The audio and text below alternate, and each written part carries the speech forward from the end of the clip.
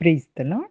ప్రభు పేరిట మరొక దినంలోకి మీకందరికీ వందనాలు. ఈ దినం పరిశుద్ధాత్మ దేవుడు మన కొరకు ఏర్పాటు చేసుకున్న వాక్య భాగము యోహాను సువార్త 19వ అధ్యాయము 23-42 వచనాలు. సైనికులు యేసును సిలువ వేసిన తర్వాత ఆయన వస్త్రములు తీసుకొని ఒక్కొక్క సైనికునికి ఒక్కొక్క భాగం వచ్చినట్టు వాటిని 4 భాగములుగా చేసిరి. ఆయన అంగీని కూడా తీసుకొని ఆ అంగీ కుట్టులేక పైనుండి యావత్తు నేయబడింది కనుక వారు దానిని చింపక అది ఎవనికి వచ్చునో అని దాని కోసరము చీట్లు వేయదమని ఒకరితో ఒకరు చెప్పుకొనిరి. వారు నా వస్త్రములలో తమలో పంచుకొని నా అంగీ కోసం చీట్లు వేసిరి అను లేఖనం నెరవేరినట్లు ఇది జరిగెను. ఇందుకే సైనికులు ఇలాగు చేసిరి. ఆయన తల్లియు ఆయన తల్లి సహోదరియు క్లోపా భార్య అయిన మరియయు మగ్దలేని మరియయు యేసు శిలువ యొద్ద నిలుచుండిరి. యేసు తన తల్లియు తాను ప్రేమించిన శిష్యుడును దగ్గర నిలిచియుండుట చూచి, అమ్మా ఇదిగో నీ కుమారుడు అని తన తల్లితో చెప్పెను. తరువాత శిష్యుని చూచి, ఇదిగో నీ తల్లి అని చెప్పెను. ఆ గడియ నుండి ఆ శిష్యుడు ఆమెను తన ఇంట చేర్చుకొనెను. అటు తరువాత సమస్తమును అప్పటికి సమాప్తమైనదని యేసు ఎరిగి, లేఖనము నెరవేరినట్లు నేను దప్పిగొనుచున్నాను అనెను.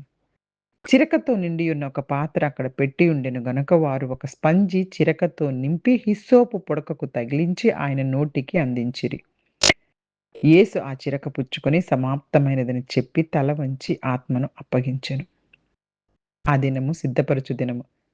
మరుసటి విశ్రాంతి దినము మహాదినము గనక ఆ దేహములు విశ్రాంతి దినమున సిలువ మీద ఉండకుండునట్లు వారి కాళ్ళు విరగగొట్టించి వారిని తీసివేయించమని యూదులు పిలాతును అడిగిరి.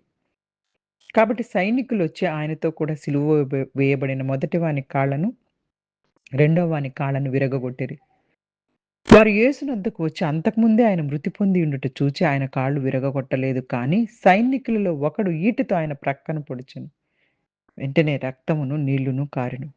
ఇది చూచిన వాడు సాక్ష్యం ఇచ్చుచున్నాడు. అతని సాక్ష్యము సత్యమే. మీరు నమ్మునట్లు అతడు సత్యము చెప్పుచున్నాడని ఆయన నెరుగును.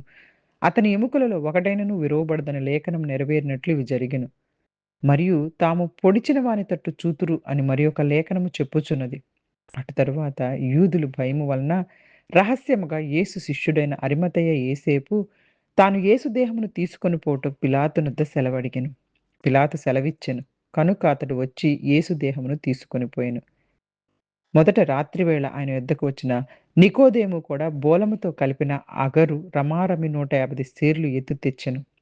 అంతట వారు యేసు దేహమును ఎత్తుకొని వచ్చి యూదులు పాతిపెట్టు మర్యాద చొప్పున ఆ సుగంధ ద్రవ్యములు దానికి పూసి నారబట్టలు చుట్టిరి. ఆయనను సిలువ వేసిన స్థలములో ఒక తోట ఉండెను. ఆ తోటలో ఎవడును ఎప్పుడును ఉంచబడని క్రొత్త సమాధి ఒకటి ఉండెను. ఆ సమాధి సమీపంలో ఉండెను గనుక ఆ దినము యూదులు సిద్ధపరచు దినమైనందున వారు అందులో యేసును పెట్టిరి. హల్లెలూయా! హల్లెలూయా! పరిశుద్ధాత్మ దేవుడు ఈ వాక్య భాగం ద్వారా మనందరితో మాట్లాడుతూ ఉన్నారు. యేసుక్రీస్తు ప్రభువారిని సిలువ మీద జరుగుతున్నటువంటి ఆ భయంకరమైనటువంటి శ్రమ పడుతున్నటువంటి పరిస్థితి. 23 నుంచి కనుక మనం చూసుకోగలిగితే సైనికులు యేసుక్రీస్తు ప్రభువారిని సిలువ వేసిన తర్వాత ఆయన వస్త్రాలు తీసేసి ఒక్కొక్క సైనికునికి ఒక్కొక్క భాగం వచ్చినట్టు 4 భాగాలు చేశారు. అంగీని కూడా తీసుకున్నారు. ఆ అంగీ కుట్టు లేక పైనుండి యావత్తు ఒకటే, ఒకటే అంటే కుట్టు లేక నేయబడింది గనక వారి దానిని చింపక అది ఎవరికొచ్చునో దాని కోసం చీట్లు వేయమని ఒకరితో ఒకరు చెప్పుకున్నారు. అంటే అంగీ ఒకళ్ళే తీసుకోవాలి. అంగీని చెప్పకుండా ఎవరిదో నిర్ణయించుకోవాలని చీట్లేసుకుంటూ ఉన్నారు. ఇది మనకి కీర్తనలు 22 అధ్యాయం 18 వచనంలో ముందుగా చెప్పబడిన ప్రవచన నెరవేర్పు. వారు నా వస్త్రములలో తమను పంచుకొని నా అంగీ కోసం చీట్లు వేస్తారనే లేఖనము కీర్తనలు 22 అధ్యాయం 18 వచనంలో రాయబడి ఉంటుంది. యేసుక్రీస్తు ప్రభువారి జీవితంలో జరిగిన ప్రతి సంఘటనలు కూడా ఏది కూడాను యాదృచ్ఛికము కావు. అనేకమైనటువంటి విషయాలను ముందుగా పాత నిబంధనలో చెప్పబడిన దేవుని ప్రవచనాలే యేసుక్రీస్తు ప్రభువారిలో నెరవేరాయి. ప్రతి లేఖనం ఆయన నెరవేర్చడానికి ఈ లోకానికొచ్చారు గానీ ఏది కొట్టివేయడానికి ఆయన రాలేదన్న వాక్య భాగం మనందరికీ తెలుసు.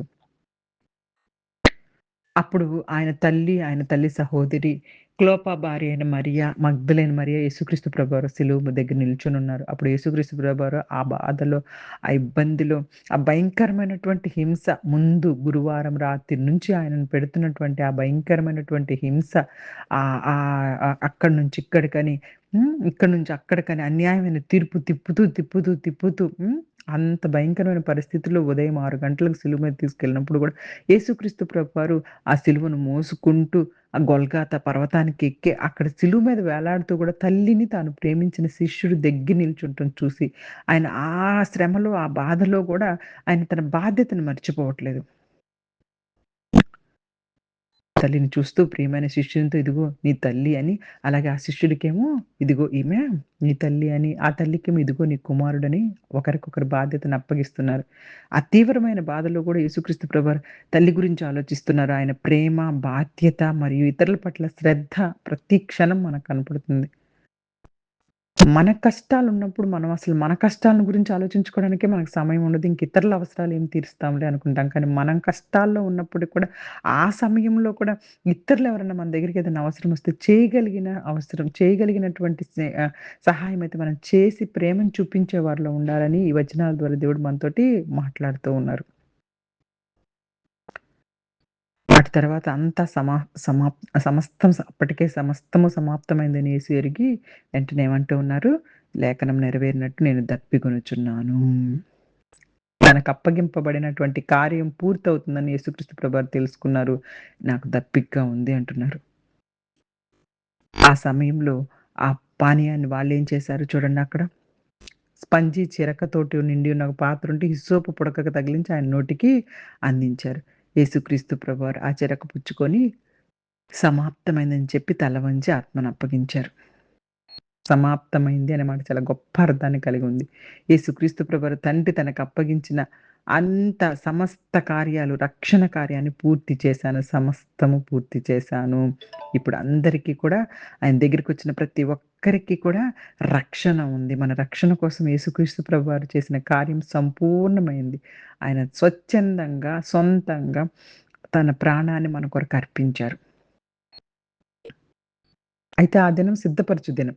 యూదులు సిద్ధపరచు దినం అంటే విశ్రాంతి దినం నెక్స్ట్ డే వస్తుంది గాబట్టి ఆ విశ్రాంతి దినం వారు ఏ పనులు చేయరు గాబట్టి, సిలువ మీద అలాగ మనుషుల్ని వేలాడదీయటం కూడా మంచిది కాదు గనక సబ్బాత్ రోజు సమీపిస్తుంది గాబట్టి, యూదుల నాయకులు సిలువపై నుంచి ఆ శరీరాలను త్వరగా దించాలని కోరారు.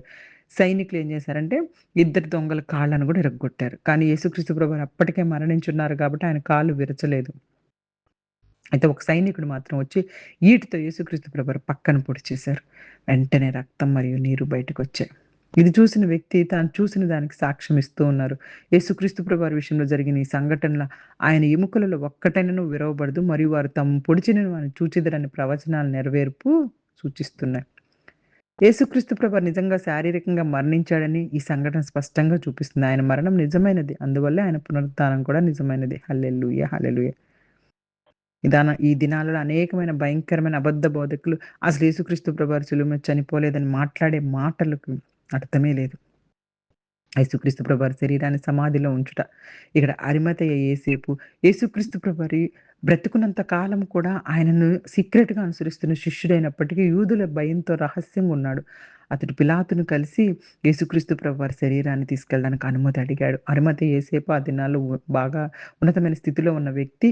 పిలాతుకు ఆ యొక్క అంటే ఆస్తిపరులు, డబ్బులున్న వాళ్ళు ఆ దినాల్లో ఒకరికొకరు తెలిసిన వారుగా ఉంటారు కాబట్టి పిలాతు గారిని అడిగి ఆ శరీరాన్ని తీసుకెళ్ళి అనుమతి అడిగాడు. ఇచ్చారు.